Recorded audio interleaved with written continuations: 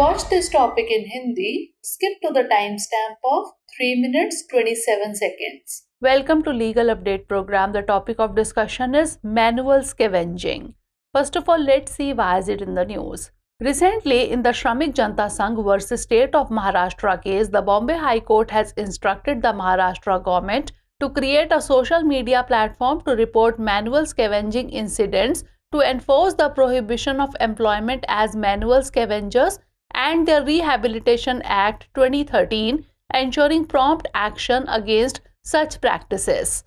Now moving on to background of the case, the Shramik Janata Sangh filed a petition in the Bombay High Court challenging the Maharashtra government's claim that all 36 districts were free from manual scavenging based on certificates submitted by district collectors in August 2023. The petitioners disputed this, citing incidents of manual scavenging in 2024 and questioned why compensation was paid in 81 cases if the practice had been eradicated.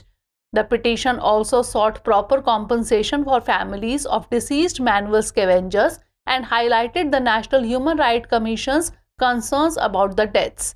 The case hinges on the interpretation of manual scavenger under the 2013 Act, referencing a Supreme Court judgment.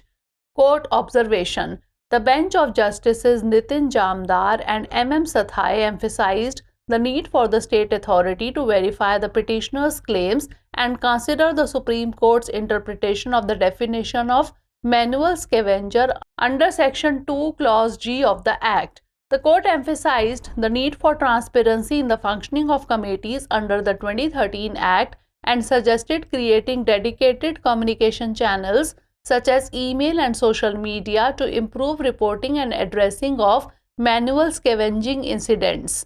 Prohibition of employment as manual scavengers and the Rehabilitation Act 2013.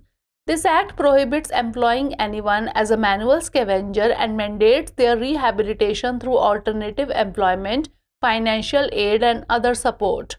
Under the legal obligation, the local authorities must survey to identify manual scavengers and insanitary latrines within their jurisdiction. The Act also establishes a comprehensive institutional mechanism to ensure effective implementation. Offences under the Act are cognizable and non-bailable, underscoring the seriousness of violations. Case law: Dr. Balram Singh versus Union of India. In this case, the Supreme Court firmly directed the Union government and all state governments to ensure the total elimination of the practice of manual scavenging. Now is the time for practice question. How are offences under the prohibition of employment as manual scavengers and the Rehabilitation Act 2013 classified? Non-cognizable and bailable, cognizable and non-bailable, compoundable and bailable, or non-cognizable and compoundable? Send the answer of this question in the comment section. Stay tuned for more such updates. Legal update program में आपका स्वागत है। आज का हमारा चर्चा का विषय है मैनुअल स्कैवेंजिंग। सबसे पहले जान लेते हैं कि यह चर्चा में क्यों है।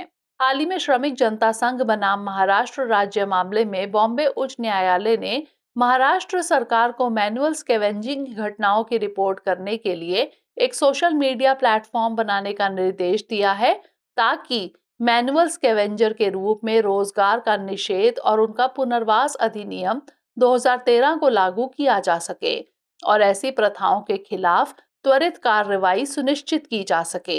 मामले की पृष्ठभूमि जान लेते हैं। श्रमिक जनता संघ ने बॉम्बे उच्च न्यायालय में एक याचिका दायर कर महाराष्ट्र सरकार के इस दावे को चुनौती दी है कि अगस्त 2023 में जिला कलेक्टरों द्वारा प्रस्तुत प्रमाण पत्रों के आधार पर सभी 36 जिले मैनुअल स्कैवेंजिंग से मुक्त हो गए हैं। याचिकाकर्ताओं ने 2024 में मैनुअल स्कैवेंजिंग की घटनाओं का हवाला देते हुए इस पर विवाद किया और सवाल किया कि यदि यह प्रथा समाप्त हो चुकी है तो 81 मामलों में मुआवजा क्यों दिया गया।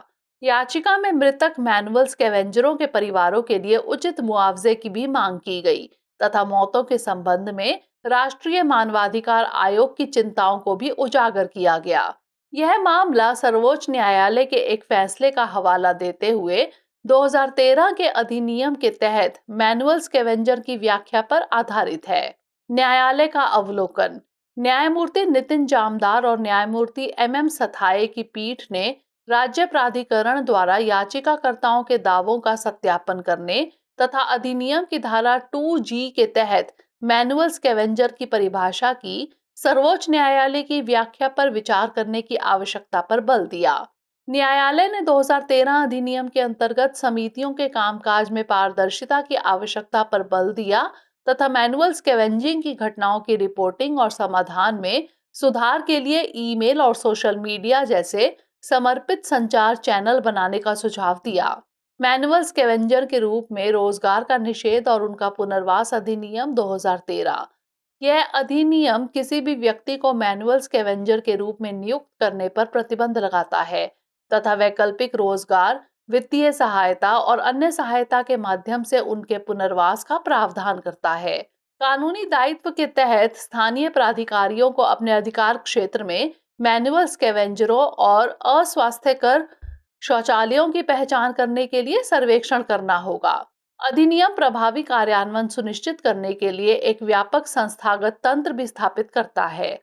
अधिनियम के अंतर्गत अपराध संज्ञेय और गैर समानती है जो उल्लंघन की गंभीरता को रेखांकित करता है। संबंधित केस डॉक्टर बलराम सिंह बनाम भारत संघ। इस मामले में सर्वोच्च न्यायालय ने केंद्र सरकार और सभी राज्य सरकारों को सख्त निर्देश दिया कि वे हाथ से मैला ढोने की प्रथा को पूरी तरह से समाप्त करना सुनिश्चित करें। आइए नोट कर लेते हैं अभ्यास प्रश्न। मैनुअल स्कैवेंजरों के नियोजन का प्रतिषेध और उनका पुनर्वास अधिनियम 2013 के अंतर्गत अपराधों को किस प्रकार वर्गीकृत किया जाता है? असंज्ञेय और जमानतीय, संज्ञेय और गैर जमानती, समझौता योग्य और जमानत योग्य, या फिर असंज्ञेय और समझौता योग्य। इसका उत्तर हमें कमेंट सेक्शन में जरूर भेजिएगा। धन्यवाद।